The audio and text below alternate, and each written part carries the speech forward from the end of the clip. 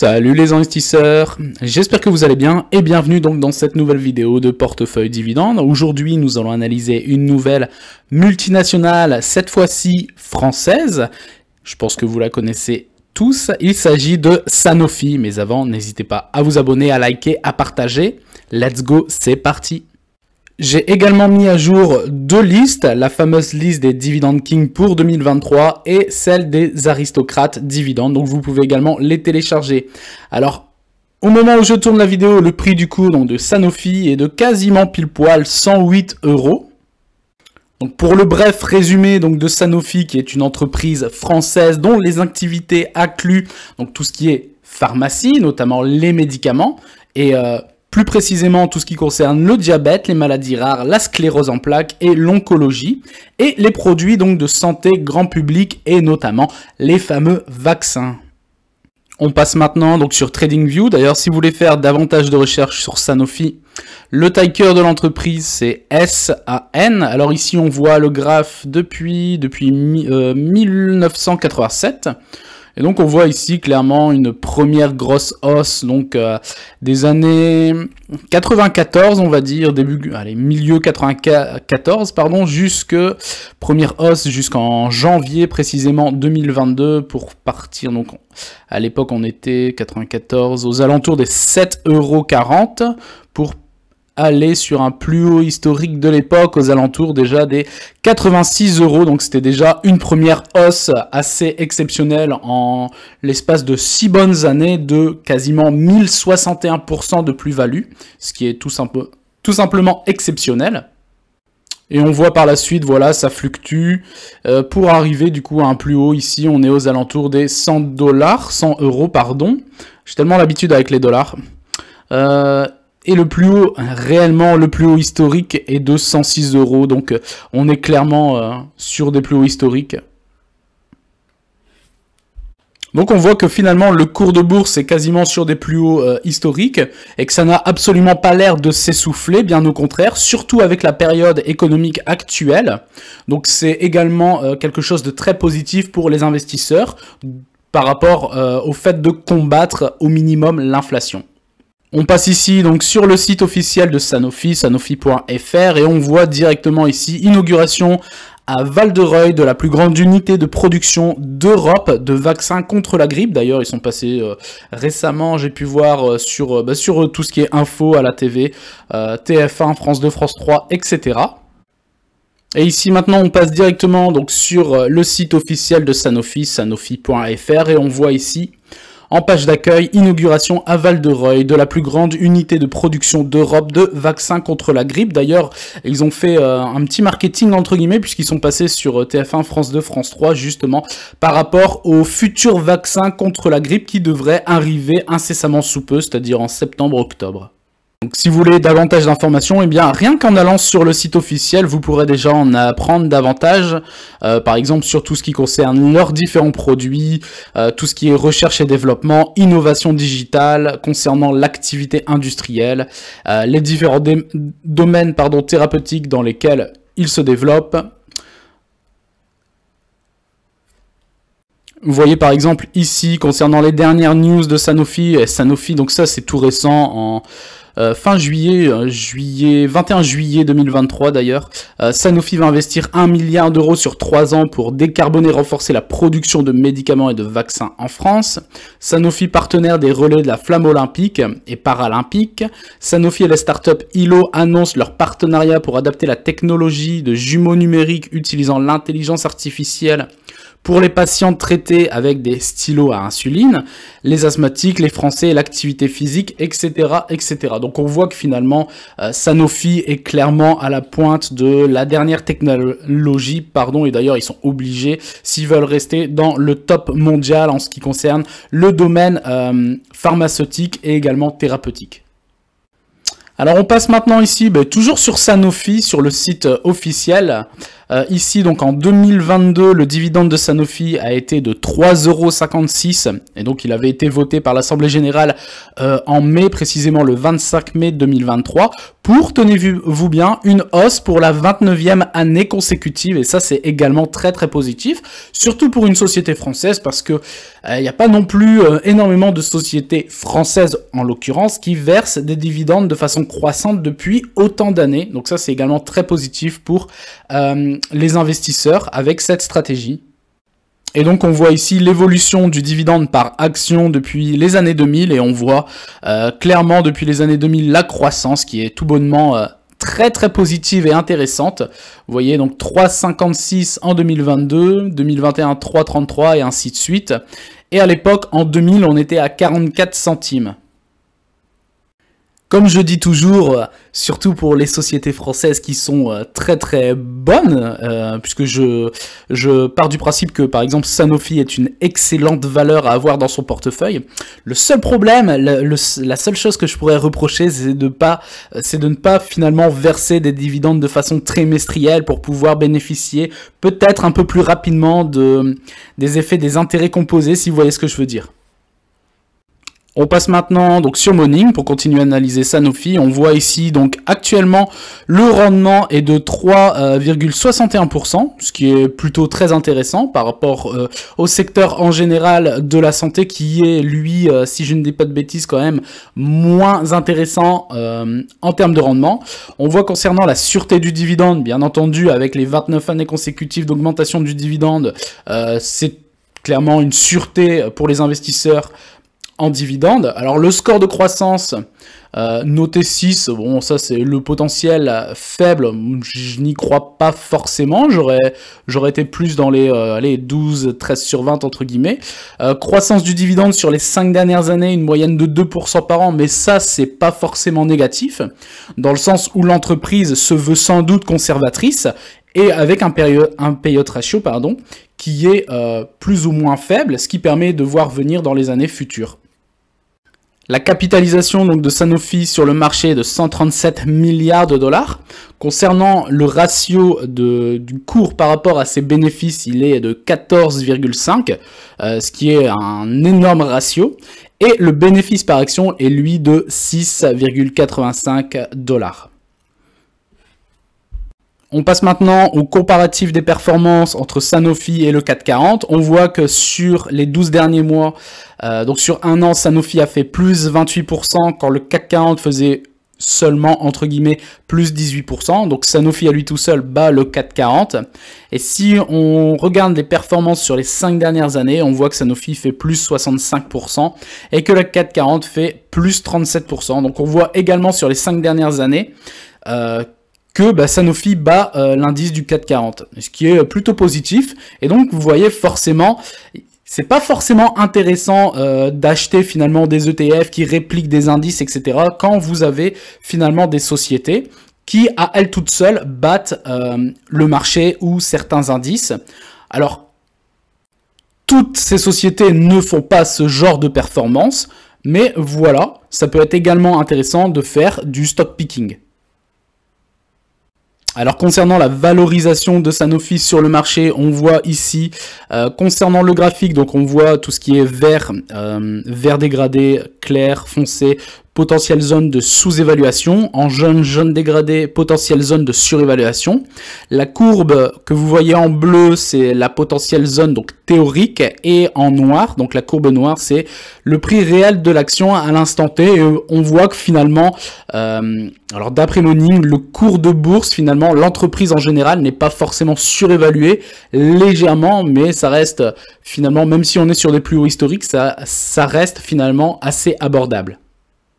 Et on voit ici donc l'historique du dividende, là ici depuis 2011, et on voit tout doucement l'augmentation. Donc j'aime bien aussi regarder ce genre de graphique puisqu'on voit qu'il y a augmentation, et comme dit et vu précédemment, aux alentours des 2-3%. Donc c'est pas une croissance folle et fulgurante, mais c'est quelque chose clairement qui va perdurer sur le long terme. Et ça, ce sont des indicateurs forts pour les investisseurs, dans la confiance surtout. Alors ici, on passe directement sur Google Finance et vous voyez, si vous aviez investi dans Sanofi il y a à peu près 6 mois, vous auriez eu un retour de 11% de plus-value, entre guillemets. Sur un an, vous auriez eu quasiment 23-24% de plus-value. Sur les 5 dernières années, alors c'est toujours hypothétique, mais c'est pour donner également un aperçu de ce qui s'est passé finalement.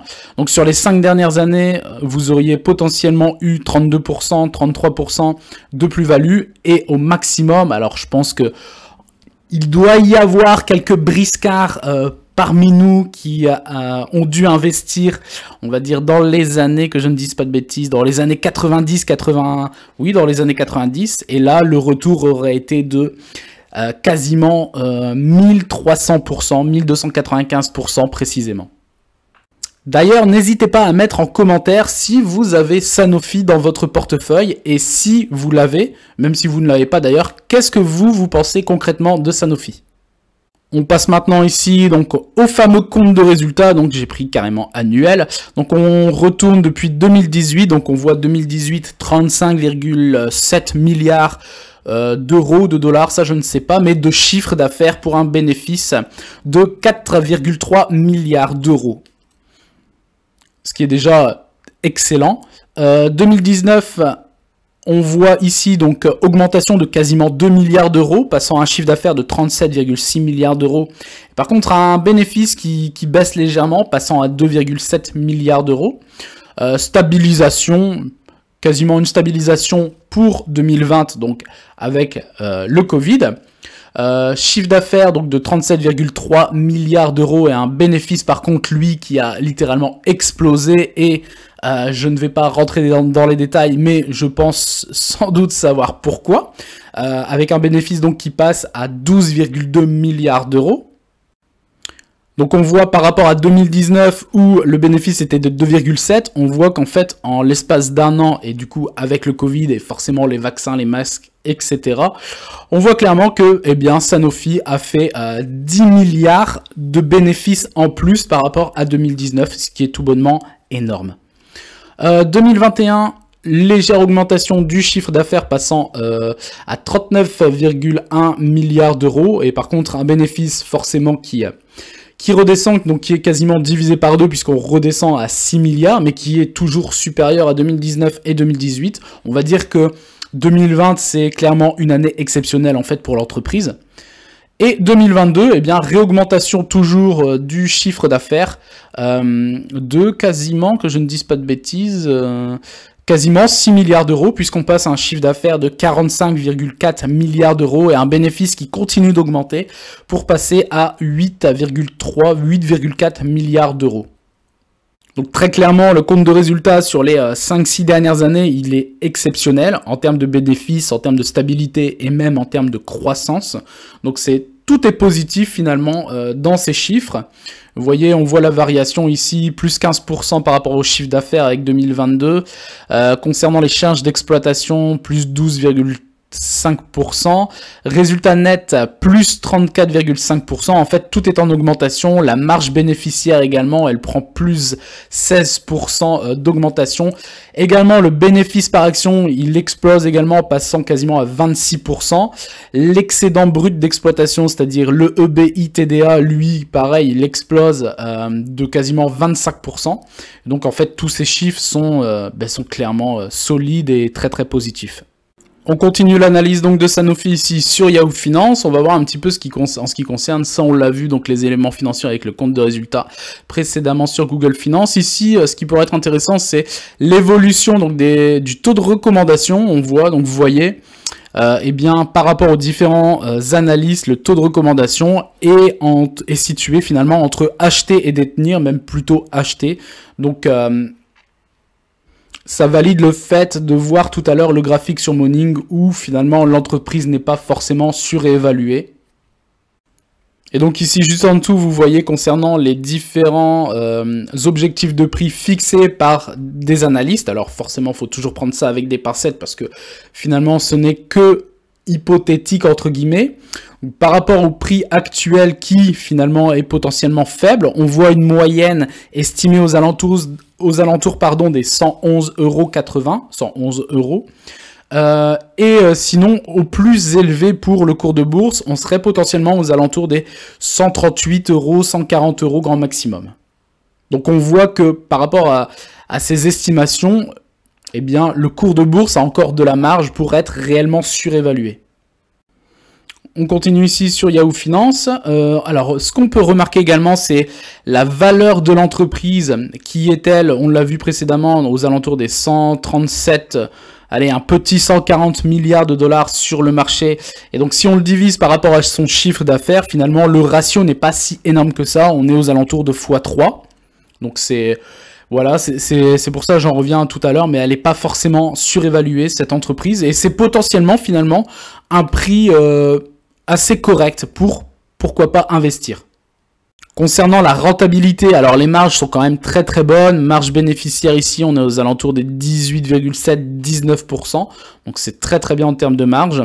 En termes de marge d'exploitation, et celle-ci est basée sur les 12 derniers mois, ici c'est aux alentours donc des 24%. Le revenu par action est lui estimé sur les 12 derniers mois à quasiment 37 euros. La croissance trimestrielle du chiffre d'affaires qui elle-même est établie sur les 12 derniers mois est en légère baisse de moins 1,40%. Le bénéfice brut établi également sur les 12 derniers mois est estimé à 31,7 milliards d'euros. Et vous voyez, le bénéfice net disponible et distribuable est lui de 8,6 milliards d'euros. Et la croissance, également chose intéressante, la croissance trimestrielle des bénéfices, toujours basée sur les 12 derniers mois, est aux alentours donc des 22%. Donc c'est une très très belle croissance trimestrielle. Et donc avec tous ces chiffres, ce que je recherchais également, la dernière chose importante, c'était le ratio de distribution qui est lui de 51,9, 52% de ratio de distribution, donc la moitié. Donc ça veut dire que l'entreprise Sanofi, sur 100% de ses bénéfices, elle ne redistribue entre guillemets que 50% de ses bénéfices à ses actionnaires. Donc c'est... Voilà pourquoi finalement la croissance des dividendes est estimée aux alentours des 2-3% grand maximum sur les 5 dernières années. Et c'est potentiellement très bien comme cela. Ça montre des signes de solidité, de cohérence par rapport à son développement et à sa politique de distribution des dividendes.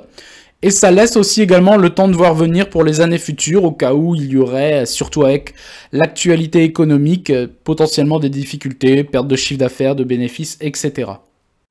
Alors si je devais faire une petite conclusion, eh bien Sanofi est clairement une société à avoir soit dans son portefeuille ou en watchlist, en fonction de ses différents objectifs. Clairement, en termes de dividendes, c'est très très solide depuis 30 années consécutives, voire plus. Les chiffres d'affaires, bénéfices depuis 2018, on aurait peut-être même pu potentiellement voir encore plus loin, mais ils sont très très solides. Soit de la stabilité au minimum, mais sinon on voit c'est de la croissance. Le chiffre d'affaires il a explosé pendant le Covid en 2020, en 2021. On voit également en 2022, il est toujours là, toujours en augmentation. La croissance trimestrielle est également en augmentation. Les revenus également sont très très bons par action.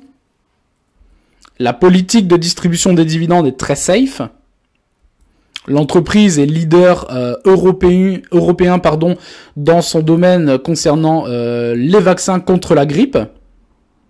Et donc clairement, ce ne sont que des choses positives à en tirer de cette magnifique société qu'est Sanofi. Alors, si potentiellement je pouvais dire quelque chose, j'hésiterais peut-être avec une autre entreprise du secteur pharmaceutique qui serait Pfizer.